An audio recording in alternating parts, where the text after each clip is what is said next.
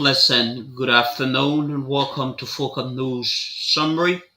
50 minutes presentations about Liberia, Africa, and our warm war. My name is Lyndon Tobai, anchoring this segment of news presentation. In the headline, NPA balls Sekou Dukli on a police investigation for allegedly defrauding his client in the term of 3.6 million, denies claim, counter fraud case against accuser. Front page Africa reports sparks action. Gender Ministry rescue children from rock corruption labor, vows education and support. EPA documents debunk Senator Towan's claim, says ArcelorMittal followed all environmental laws. Fear grabbed residents, feud as suspected gunmen ransacked the region. These and many more are all packaged. We're taking a short break. When we come back, we bring you the news bulletin.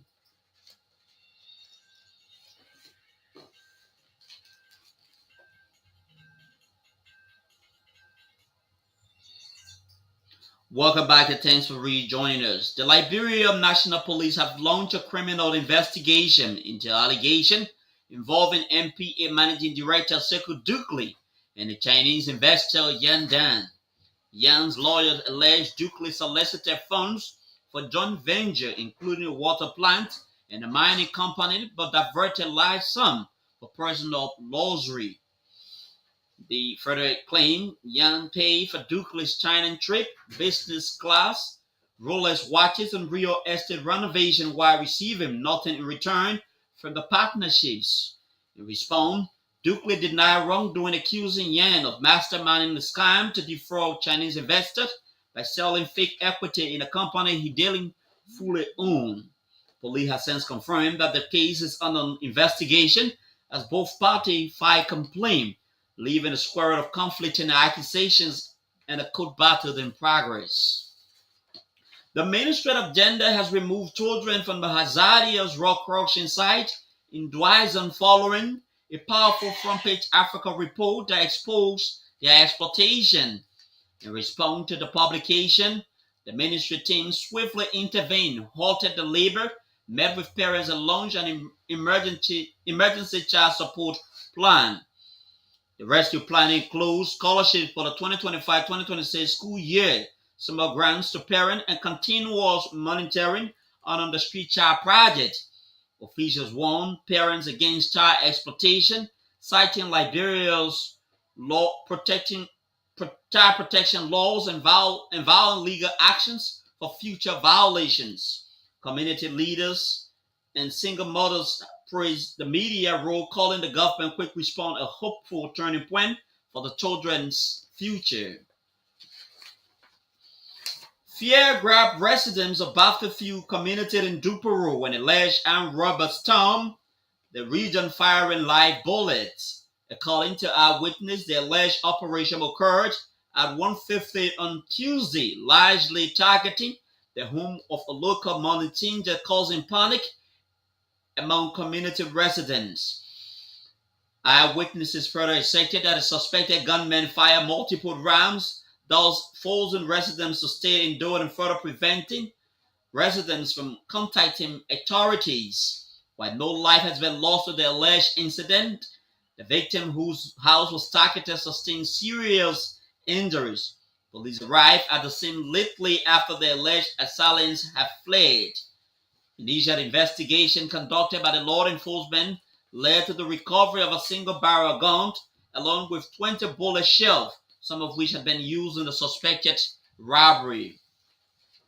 Documents obtained from the environmental protection agencies, including a comprehensive environmental and social impact assessment, has strongly disproved Senator Towan's claim against ArcelorMittal newly dedicated project in Nimba.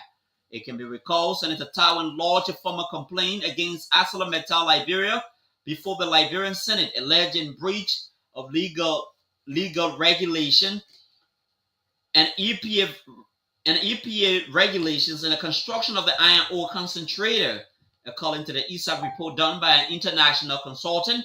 It, among other things, highlighted environmental measures of the social and safety measures of the project. According to the findings, the EPA approved and renewed the permits based on 21 detailed reports, including air quality tests, biodiversity assessment, and resettlement action framework, confirming no displacement occurred.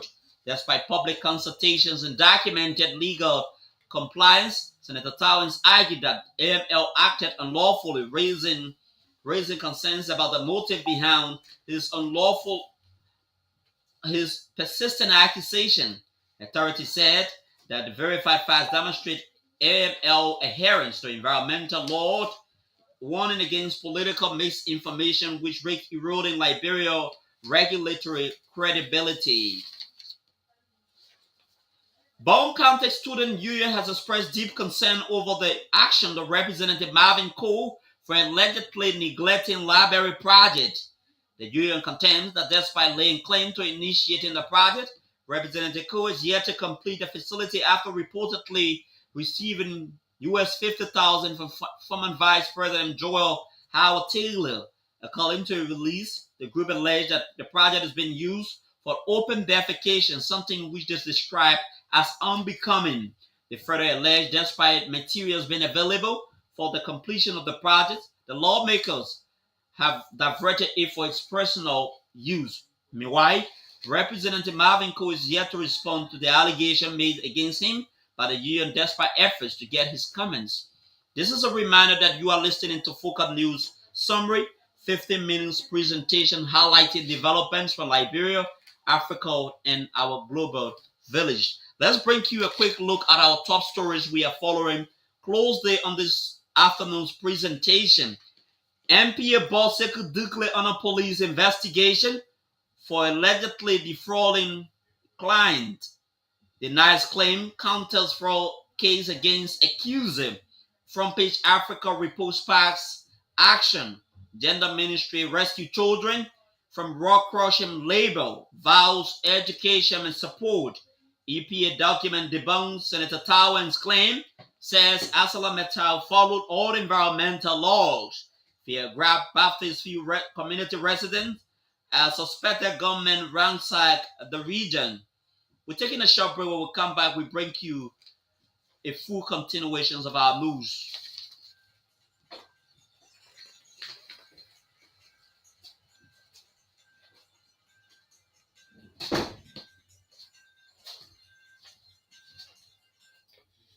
Welcome back and thanks for rejoining us. 2 members of the House of Representatives are participating in the African Group of Negotiators meeting held in Germany. The delegation include Anthony Williams and Emmanuel Dang alongside Jedi Aman, Deputy Minister for Legal Affairs at the Ministry of Foreign Affairs, and a team from an Environmental Protection Agency. The Tuesday meeting witnessed Liberia's lawmakers actively engaged in policy dialogues, leveraging their legislative oversight and ensuring that the nation's priorities are met on the Africa's unified climate agenda. The move underscores Liberia's commitment to climate diplomacy and position the country to advocate for access to clean energy solutions for vulnerable communities. A group calling itself Concerned Unity Partisans has strongly accused the Boubacar Koum administration of shielding loyalists implicated in corruption while targeting opposition's members. In the release, the group described the move as a politically motivated witch hunt, which they call it that erodes the principles of good governance and undermines the democratic values of our country. The group alleged interference into ongoing corruption investigation conducted by the Liberia Anti-Corruption Commission, citing several corruption scandals at various government institutions, namely the National Oil Company of Liberia, the National Fisheries and Aquaculture, among others. Concerned Unity Party partisans further alleged that while a number of individuals have recently been suspended from the office, not all of them were directly involved in fraud. The group argued that this selective enforcement raises serious doubt about the Boubacar's administration's sincerity in promoting transparency and accountability. In response, Officials from both the executive mansion and the LCC declined to address the allegation directly or emphasize that investigations are ongoing in accordance with law. President Joseph Boakai has with immediate effect suspended Abdullah Kamara from his position as acting chairman of the Board of Commissioners of the Liberia Telecommunications Authority. The release indicates that President Boakai's decision followed a report from the General Auditing Commission highlighting serious allegations of corruption and financial mismanagement. The finding linked Kamara to grave financial misconduct while serving as Chief Executive Officer of Tama Corporation, especially in transactions involving public funds.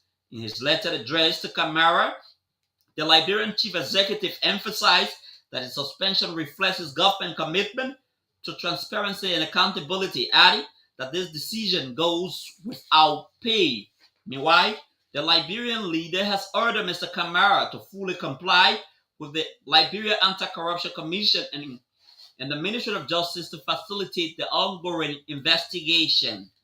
The National Identification Registry, in collaboration with the Central Bank of Liberia, has joined forces to accelerate citizens' enrollment and issue a unique ID cards amid growing demand.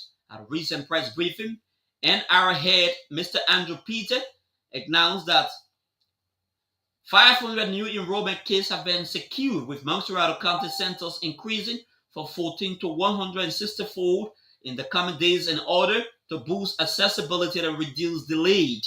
The NIR initiative also aims to address public complaints of limited access by expanding coverage and raising awareness across Liberia's 15 counties.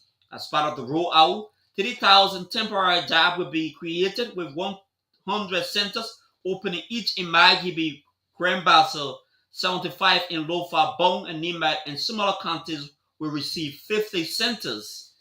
The proposed MOU with the National Elections Commission will also allow the use of voting precinct and the NR data to reduce fraud and ensure fair and credible election nationwide, as well as other government institutions.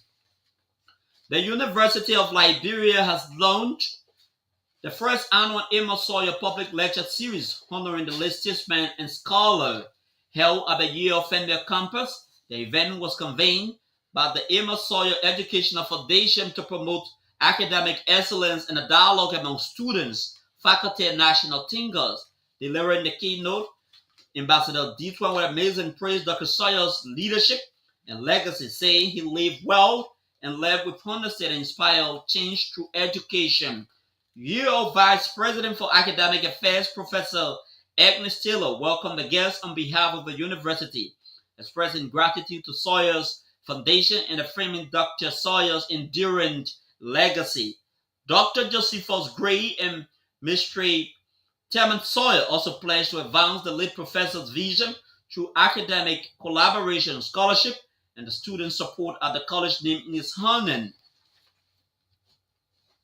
Civil Service Agency Director Josiah Joka has revealed over 3,000 Indian nationals are currently employed by ArcelorMittal in roles that could be performed by qualified Liberians. Speaking at the Liberian Senate, Josiah linked the unemployment crisis to the continuous hiring of foreigners in non-specialized roles by multinational companies operating in Liberia. His assertion comes on the heels of ongoing investigation by the Liberian Senate surrounding the issuance of work permits to foreigners. The CSA boss has pledged its institution commitment and cooperation with the Ministry of Labor aimed at addressing the influx of foreigners in the private sector, thereby creating a level playing field for all. In a related development, the Liberian Senate is expected to conduct a major employment audit at the AML facility. The move seeks to ascertain the employment practices of the company, ensuring that it corresponds with Liberia's labor laws. Let's take a short break. When we come back, we bring you a recap of major development we have been following on our news presentation.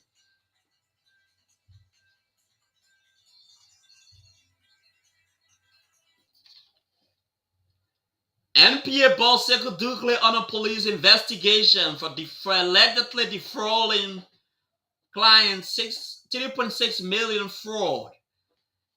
Denies claim counters with fraud case against accuser. Front page Africa reports spark action. Gender Ministry rescue children from drug crush and labor. Vows education and support. EPA document debunks Senator Towan's claim. Says ArcelorMittal followed all environmental law. Fairgrab Baptist community residents as suspected gunmen ransacked the region. This is Spoken News Summary. My name is Kay Lyndon Chopa. I presented. Good afternoon.